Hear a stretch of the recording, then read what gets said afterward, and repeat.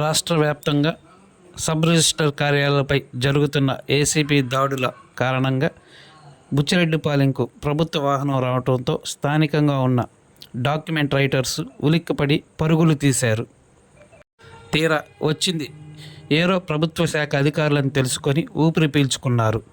Buchireddypalem sub register కార్యాలయానికి ACB అధికారులు వచ్చారన్న అపోహతో స్థానికంగా ఉన్న డాక్యుమెంట్ రైటర్స్ తమ కార్యాలయాలకు తలుపులు వేసి పరుగులు తీశారు.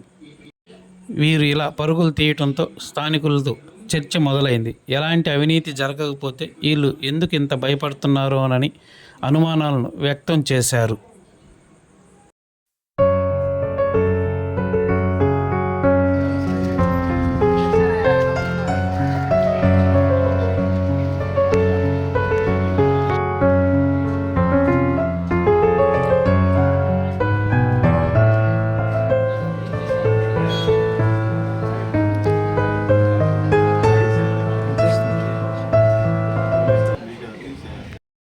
మరిన్ని తాజా వార్తలు ఎప్పటికప్పుడు తెలుసుకునేందుకు మన గ్లోబల్ న్యూస్ టీవీని సబ్స్క్రైబ్ చేసుకోండి.